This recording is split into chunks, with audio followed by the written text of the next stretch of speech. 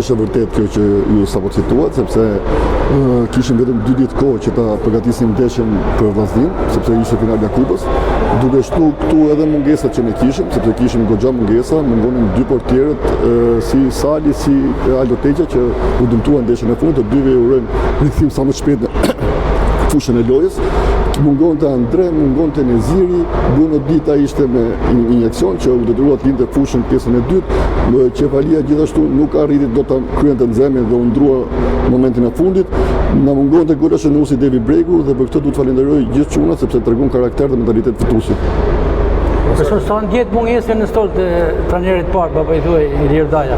Patjetër që ai është i pari, gjithë pjesa tjetër e stafit është që dëgjon direktivat e tij dhe mungesa e tij është shumë e rëndësishme.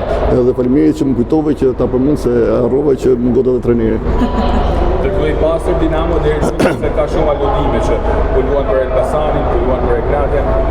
Dinamo ka në dënën e vetë lojën e bukur dhe nuk do ta humbim për asnjë ekip tjetër, sepse në fund fare ne luajmë për veten tonë, luajmë për ato tifoza që na vinë mbështetën në shkallën e stadiumit, për sistemën që ne përfaqësojmë fanell dhe siç e thash do luajmë që mos ta humbim ADN-in e Dinamos. Pavarësisht se është po themi praktikisht jashtë objektiva. S'është jashtë objektiva, ka pak shanse për të arritur te qëllimi final, por që ne ato pak shanse shpresojmë të kthejmë në të shpresojmë të kthejmë në maksimum dhe në fund fare o ndërrojmë nëse të ndalon njëri, do vazhdojmë të ndërrim futse, po së ndërrove se kthehet do të realitet. Një pyetje e fundit, Dinamo po vazhdon sezonin sepse ende nuk ka përfunduar, por njëkohësisht ju, baba juaj, i ngritur me drejtuesit për të folur edhe për sezonin e ri, sepse Kupat e Evropës vjen shumë shpejt, qoftë edhe për përbërjen e skuadrës apo ndoshta ofrimet ose edhe largimet që ndoshta do të bëhen nga ekipi.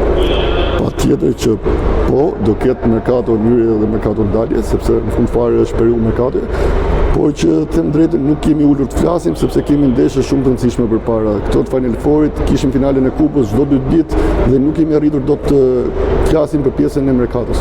Është rezultati drejt sot sepse Vllaznia bëri lojën, Dinamo bëri gola. Besoj që loja ka qenë e barabartë. Ne kemi qenë jo dominues, por kemi qenë kontroll të lojës.